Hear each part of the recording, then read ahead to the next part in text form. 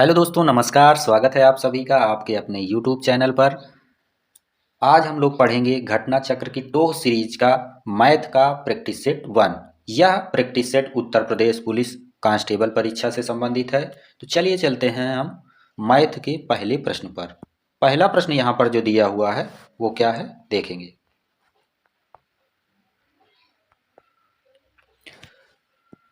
पहले प्रश्न में आपसे पूछा गया है, नीचे दी गई कौन सी संख्या 36 से पूर्णतः विभक्त होगी। किससे विभक्त होगी? 36 से। तो पहले 36 के हम गुणनखंड कर लेते हैं। 36 के गुणनखंड इसलिए कर रहे हैं जिससे हम आसानी से इतनी बड़ी संख्याओं को विभक्त कर सकें। 36 के गुणनखंड 9 और 4 हमने कर लिया। जो भी संख्या 9 और 4 से पूरी तरह से विभाजित हो जाएगी वह 36 से भी विभाजित होगी या उसकी भाजक होगी। चलिए देख लेते हैं। 9 का विभाजिता का नियम क्या कहता है? 9 का विभाजिता का नियम कहता है कि उस संख्या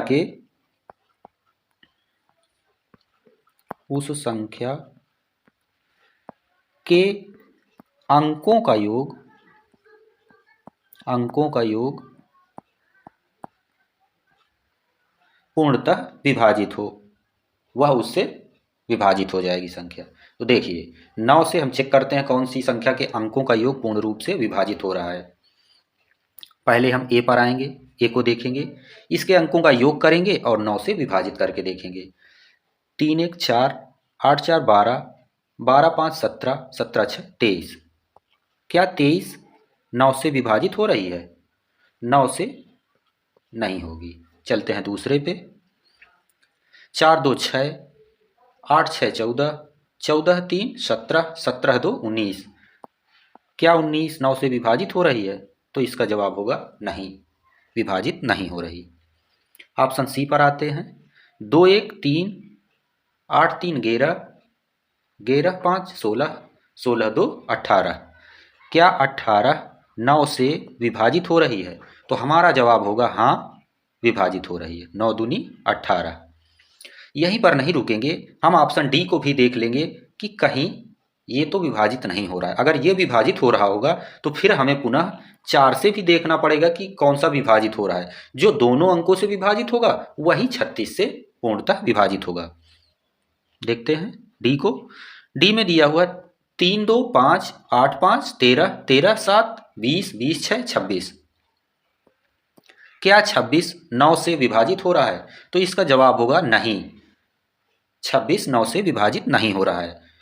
कौन सा हो रहा है? ऑप्शन सी, पूरी तरह से 9 से विभाजित हो रहा है, अर्थात उत्तर 76वें क्वेश्चन का ऑप्शन सी हो जाएगा।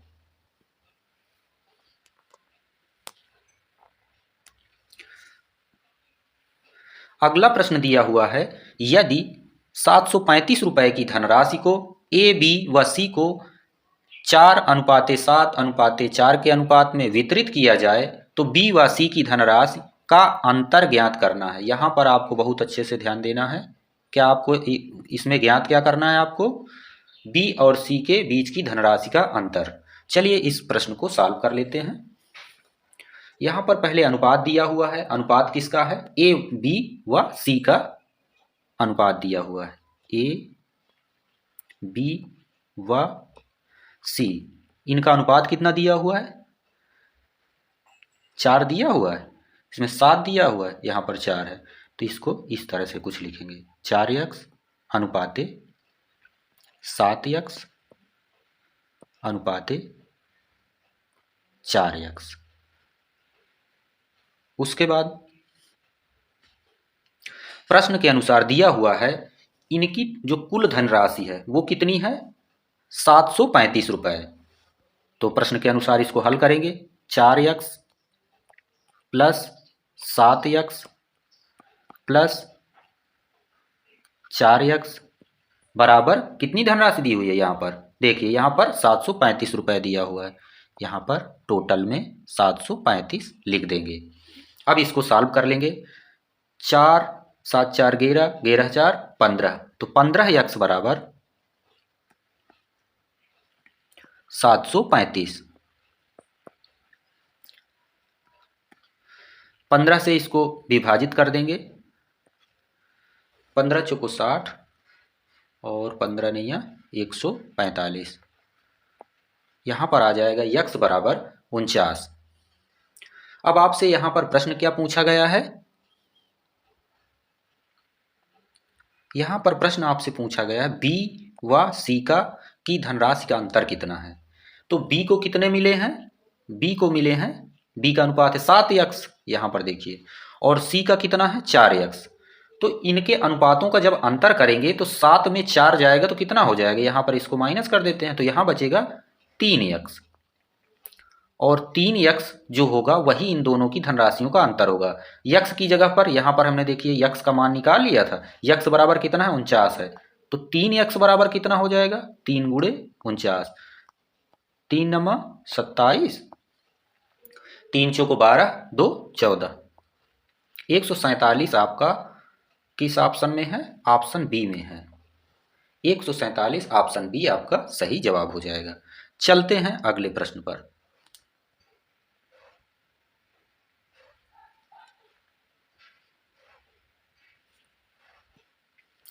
अगले प्रश्न में आपसे पूछा गया है एक व्यक्ति 27 मिनट में 729 मीटर लंबी सड़क को पार करता है, व्यक्ति की चाल किलोमीटर प्रति घंटा में क्या होगी? इसको चलिए सॉल्व कर लेते हैं। चाल बराबर होता है दूरी बटे समय।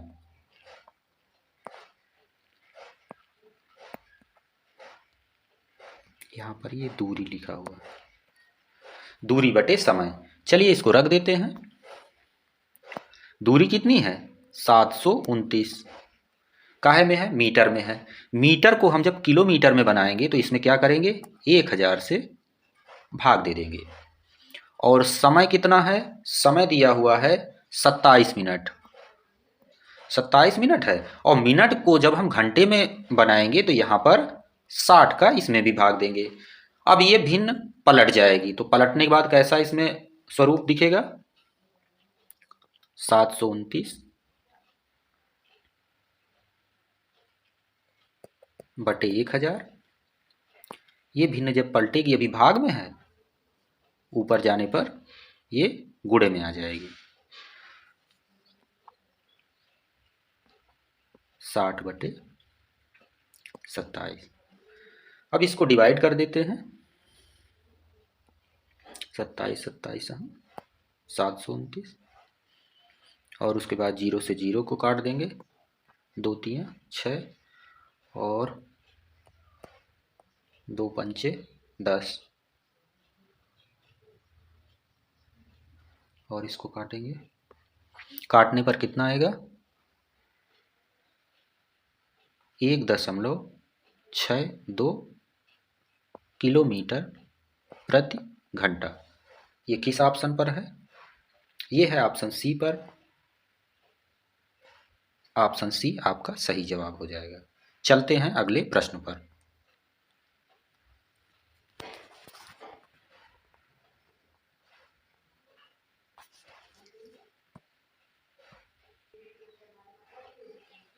अगला प्रश्न है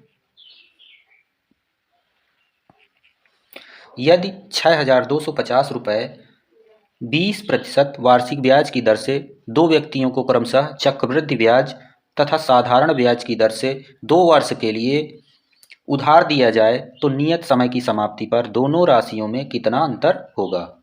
आपसे यहाँ पर साधारण ब्याज और चक्रवृद्धि ब्याज से जो ब्याज प्राप्त होगा तो उनके जो अंतर है वही आपको यहाँ पर बताना है। चलिए देख लेते हैं। इसका जो फार्मूला होता है वो होता है अंतर बराबर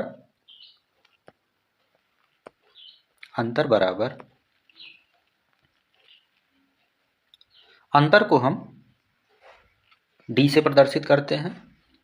तो डी बराबर क्या हो गया पी आर स्क्वायर बटे 100 का स्क्वायर। यहाँ पर पी जो है ये मूलधन है, आर क्या है ये ब्याज की दर है, और डी क्या है ब्याज का अंतर, इसको डी से हमने डिनोट किया है। चलिए इसको रख देते हैं। यहाँ पर पी की क्या है मूलधन है, मूलधन को रखेंगे 6250 ₹50। उसके बाद दर R यहाँ पर दी हुई है 20%, वो रख देते हैं 20 गुणे 20 बटे में क्या रहेगा 100 का स्क्वायर, 100 गुणे 100। इसको कट कर देते हैं। देखिए 2 जीरो से 2 जीरो कैंसिल हो गया, और फिर यहाँ पे 1 जीरो से 1 जीरो कैंसिल हो गया, 2 एकम 2, 2 पंजे 10, और 5 एकम 5, 5 दूनी 10, 5 पच्चे 25। 125 गुणे 2, 125 में जब 2 का गुणा करोगे तो 125 दूनी 250। तो अंतर D बराबर क्या आ गया, अंतर D बराबर ₹250 हो जाएगा। चलते हैं अगले प्रश्न पर। अगला प्रश्न दिया हुआ है,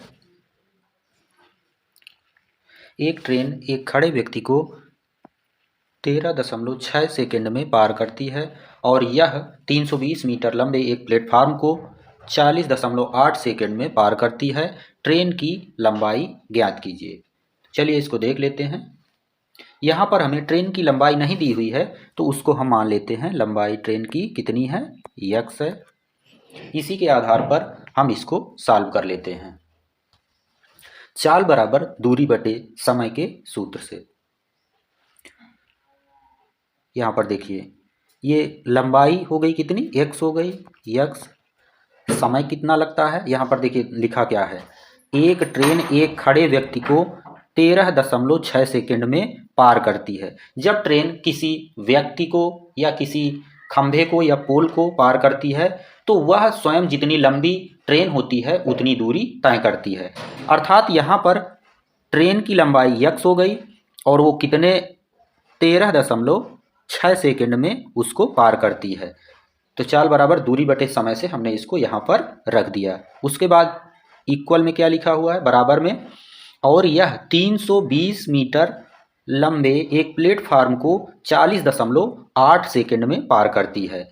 तो 320 यहाँ पर लंबा प्लेटफार्म हो गया, और प्लेटफार्म को जब पार करेगी तो उसमें उसकी लंबाई को भी उसमें जोड़ा जाएगा। उसकी ट्रेन की लंबाई कितनी है, x है। इनको दोनों को हम जोड़ दिए।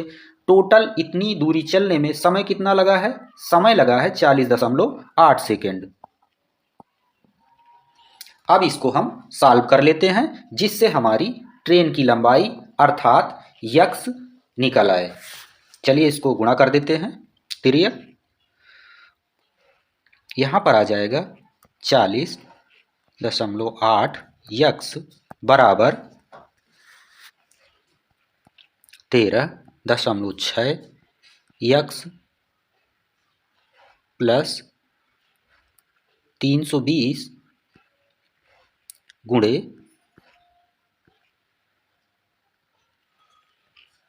13.6।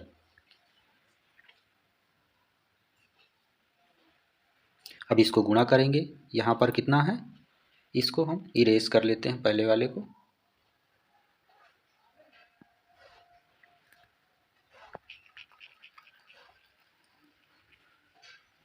One minute.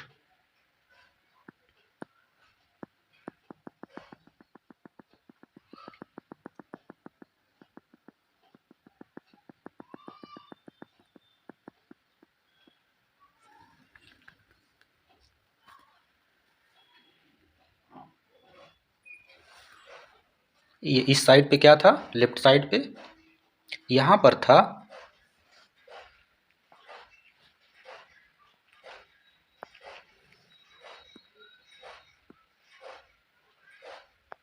40.8 x, इधर क्या था 13 x, उसके बाद प्लस कितना था 320 गुणे 13.6। अब देखिए यहाँ पर ये इधर प्लस पे है, इधर आएगा तो ये माइनस में हो जाएगा। 40.8 में से 13 जाएंगे, कितना बचेगा? 27.2 बराबर इधर कितना हो जाएगा? 320 गुणे 13.6। 13.6 से जब इसको डिवाइड करेंगे 27.2 को, तो ये कितने बार जाएगा? 2 बार जाएगा। यहाँ पर 2 आ गया। अब 2 से हम 320 को काटेंगे तो 2 एक कम 2, 2 छक्के 12, 0, ये आ गया। यक्स बराबर कितना हो गया? 160। और यक्स किस चीज़ का मान था? यक्स हमने माना था ट्रेन की लंबाई। तो ट्रेन की लंबाई कितनी हो गई? ट्रेन की लंबाई हो गई 160 मीटर। ऑप्शन सी सही होगा। चलते हैं अगले प्रश्न पर। अगले प्रश्न में दिया हुआ है, यदि यस गुणा को संकेत करता है, एफ विभाजन को संकेत करता है, बी योग को संकेत करता है, एच घटाव को संकेत करता है, तो निम्नलिखित व्यंजक का मान क्या होगा? तो चलिए यहाँ पर इसको हम भी चिन्हों को सही जगह पर रख के इसको सॉल्व करेंगे। देखते हैं यहाँ पर क्या है। पहले 320 है, एफ लिखा हुआ है, एफ की जगह क्या रखेंगे? भाग का चिन्ह रहेगा। फिर क्या आएगा? फिर 25 हो जाएगा। फिर गुणे का चिन्ह आ जाएगा यहाँ पर। फिर उसके बाद 18 लिखेंगे। 18 के बाद प्लस का चिन्ह आएगा। प्लस के बाद 28 आ जाएगा। और 28 के बाद माइनस का चिन्ह होगा। और फिर क्या आएगा? 289। इसको सॉल्व कर लेते हैं। देखिए यहाँ पर 320 नहीं 325 है। 25 से 325 को डिवाइड करेंगे, कितना आएगा? 25 से कम 25 और 25 3 75, 13 हो गया। 13 गुणे 18 प्लस 28 माइनस 289। अब देखेंगे 13 अट्ठे 104, 4 आ गया। और 13 एकम 13, 10, 23, 234 प्लस 28 माइनस 289। 234 में 28 को जोड़ेंगे, कितना हो जाएगा? 262 माइनस 289। अब इनको आपस में घटाएंगे, कितना बचेगा? माइनस का 27 बचेगा, क्योंकि ये संख्या बड़ी है। यहाँ पर ऑप्शन ए राइट आंसर होगा। चलते हैं अगले प्रश्न पर। यदि दो संख्याओं के लासापा तथा मासापा क्रमशः 3360 तथा 120 हैं, यदि उनमें से एक संख्या 480 है, तो दोनों संख्याओं का अभीष्ट अंतर ज्ञात कीजिए। यहाँ पर हमें एक संख्या दी हुई है और लासा और मासा दिए हुए हैं। दोनों संख्याओं का अंतर हमसे पूछा गया है। एक संख्या दी हुई है तो हमें दूसरी संख्या भी निकालनी पड़ेगी। दूसरी संख्या हम यक्स मान लेते हैं। क्या मान लेते हैं? यक्स मान लेते हैं।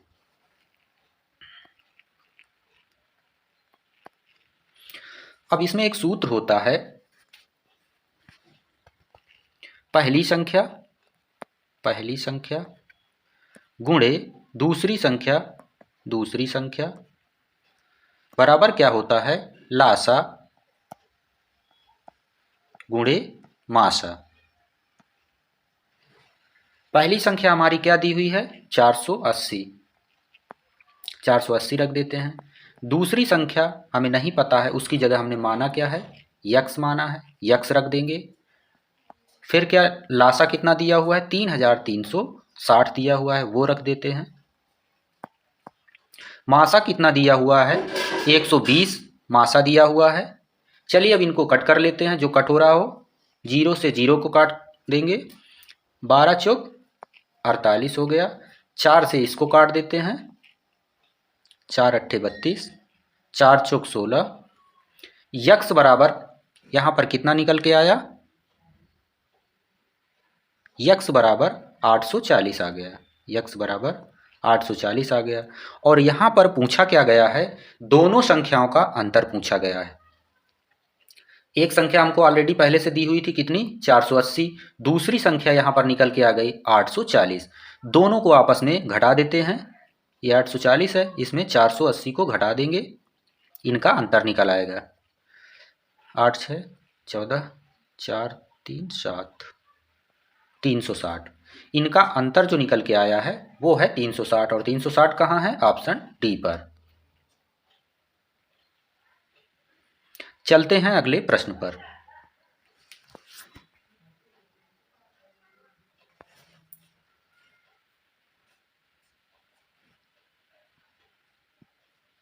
अगला प्रश्न है, एक उम्मीदवार को चुनाव में 54% वोट प्राप्त हुए। वह 6800 या 6800 वोटों से दूसरे उम्मीदवार को मात देता है। तो बताइए, यदि सभी मत वैध हों तथा चुनाव में केवल 2 ही उम्मीदवार हैं, तो बताइए विजेता प्रत्याशी को कुल कितने मत प्राप्त होंगे। चलिए इसको सॉल्व कर लेते हैं। देखिए यहाँ पर दिया हुआ है, जो जीतने वाला प्रत्याशी है उसको 54% वोट मिलते हैं। तो हारने वाला जो प्रत्याशी होगा उसको कितना परसेंट वोट मिलेगा? उसको मिलेगा, देखिए 100 में जब आप 54 माइनस करोगे तो हारने वाले प्रत्याशी का वोट आ जाएगा। हारने वाले प्रत्याशी का वोट 46% हो जाएगा। अब आगे देखते हैं फिर क्या दिया हुआ है। और वह 6800 वोटों से दूसरे उम्मीदवार को मात देता है, अर्थात 54% माइनस 46% बराबर कितने वोटों से मात देता है? 6800 वोटों से। यहाँ पे रख देंगे, इनको घटाएंगे, कितना आ जाएगा? 8% बराबर 6800।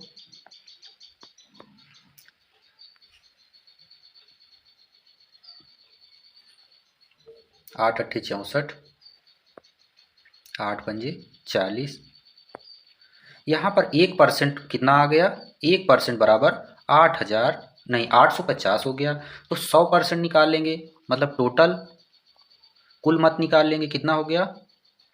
यहाँ पर जब 2 जीरो बढ़ा, यहाँ पर भी 2 जीरो बढ़ा देंगे, टोटल मत कितने हो गए? 85,000। यहाँ आपसे प्रश्न में पूछा गया है, जो विजेता प्रत्याशी है उसको कितने मत प्राप्त होंगे। देखिए टोटल मत हो गए 85,000, और इनको कितना मिला है? इनको मिला है 54%। तो 85,000 का जब हम 54% निकाल लेंगे तो हमें जीतने वाले प्रत्याशी के मत पता चल जाएंगे। इसका 54% हम निकाल लेते हैं, इनको कट कर देंगे और 54 को इससे गुणा कर देंगे। गुणा करने पर जो टोटल मत प्राप्त हुए हैं जीतने वाले प्रत्याशी को, वो हो जाते हैं 45,900। किस ऑप्शन पे दिया हुआ है? ऑप्शन डी पर दिया हुआ है। देखते हैं अगला प्रश्न।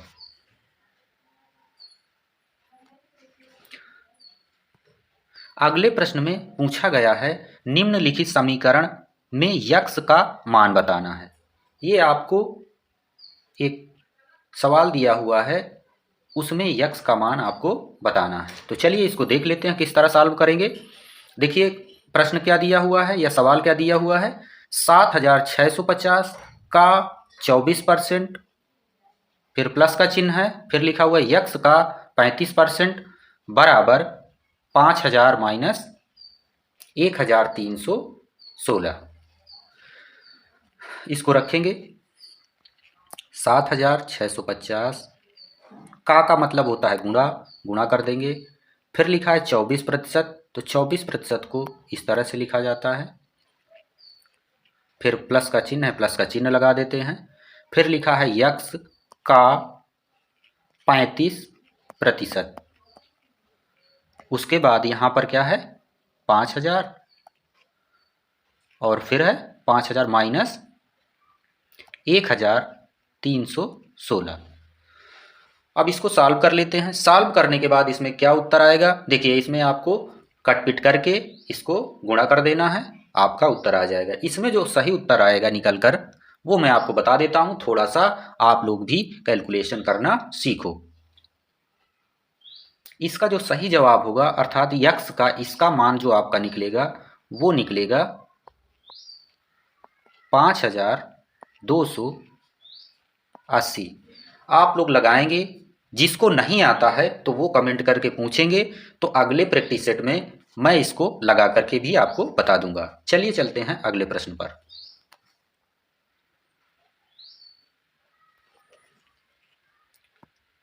अगला प्रश्न दिया हुआ है, क्रिकेट के एक खिलाड़ी का 9 पारियों का कुछ औसत था। यहां पर दिया नहीं है कितना औसत था, यहां दिया हुआ है, मतलब यहाँ पे क्वेश्चन मार्क एक तरह से दिया हुआ है, कुछ औसत था। 10वीं पारी में उसने 98 रन बनाए, इससे उसकी औसत रन संख्या में 5 की वृद्धि हुई या वृद्धि प्राप्त हुई। तो बताइए उसके द्वारा बनाए गए रनों का नया औसत क्या होगा। चलिए इसको देख लेते हैं। देखिए यहाँ पर हमें क्या दिया हुआ है, 9 पारियों का कुछ औसत था, हमें औसत बताया नहीं गया। चलिए रख लेते हैं इसको।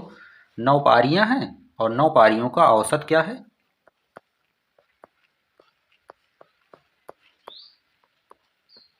9 पारियों का औसत यहाँ पे दिया नहीं है, उसको हम मान लेते हैं। 9 पारियों का औसत हम यक्स मान लेते हैं। उसके बाद देखते हैं, देखिए 9 पारियों का औसत तो यक्स हो गया। उसके बाद यहाँ देखिए दिया हुआ 10वीं पारी में उसने 98 रन बनाए। देखिए पहले कितना औसत था, यक्स था। अगर 9 पारियों के कुल रन पूछे जाएं तो क्या हो जाएंगे, 9 यक्स हो जाएंगे। तो पहले क्या था, 9 यक्स रन थे। फिर उसने अगली पारी में कितने रन बना डाले, 98 रन बना डाले। 98 रन उसने यहाँ पर बना डाला। पहले पारियां 9 थी, अब कितनी हो गई, 10। औसत का सूत्र क्या होता है, रनों का योग बटे पारियों की संख्या। अब कितनी पारी हो गई, 10 पारी हो गई। इसके बाद इसमें दिया हुआ है औसत रन संख्या में 5 की वृद्धि हो जाती है। पहले कितना औसत था, यक्स था। इसके बाद 10वीं पारी के जो अंक मिला दिए गए, उसके बाद प्रतिशत में या औसत में कितनी वृद्धि हो गई, 5 की वृद्धि हो गई। चलिए 5 की वृद्धि कर देते हैं। अब इसके बाद हम इसको सॉल्व कर लेंगे। 9 यक्स प्लस या जोड़ना है किससे, 98 से, और फिर बराबर इसका तिर्यक गुणा हो जाएगा। यहाँ पर आ जाएगा 10 यक्स प्लस 5 10 50, यहाँ पर 50 हो जाएगा। देखिए 9 यक्स जब इधर आएगा कितना हो जाए, इसमें माइनस हो, यहाँ प्लस में है, यहाँ भी ये प्लस में है, यहाँ आएगा माइनस में हो जाएगा। वहीं ये 50 यहाँ पर प्लस में देखिए दिख रहा है, ये जब इस साइड पे आएगा यहाँ पे तो ये माइनस में हो जाएगा। चलिए इसको इधर उधर कर लेते हैं। ये 10 यक्स में से जब 9 यक्स जाएगा तो कितना बचेगा, 1 यक्स या यक्स। और 98 में जब 50 घटेंगे तो कितना बचेगा, 48 आ जाएगा। यक्स बराबर कितना हो गया, 48। और यहाँ आपसे पूछा गया क्या गया है, रनों का नया औसत क्या होगा। पुराना औसत क्या था, यक्स बराबर क्या है, 48 हो गया। और उसके बाद यहाँ देखिए दिया गया है औसत रन संख्या में 5 की वृद्धि हो जाती है। किस पारी में, 10वीं पारी में। तो यहाँ पर 5 की वृद्धि कर देते हैं। इसको जब जोड़ेंगे तो कितना आ जाएगा, 8 5 13 53। अर्थात 10वीं पारी के बाद जो टोटल या कुल औसत होगा वो कितना हो जाएगा, वो हो जाएगा 53। किस ऑप्शन पे दिया हुआ है, ऑप्शन सी पे। ऑप्शन सी इसका सही जवाब होगा। तो यहीं से आज की क्लास समाप्त करते हैं, क्योंकि हमारे 10 क्वेश्चन जो मॉडल पेपर में दिए हुए थे वो सारे सॉल्व हो चुके हैं। अगर आपको वीडियो अच्छी लगी है तो आप सब्सक्राइब करना ना भूलें, और कहीं पर भी आपको डाउट रह जाता है तो आप कमेंट के माध्यम से हमसे पूछ सकते हैं। अगले प्रैक्टिस सेट में उस समस्या को शामिल किया जाएगा और उसे सॉल्व किया जाएगा। चलिए वीडियो देखने के लिए आप सभी लोगों का धन्यवाद।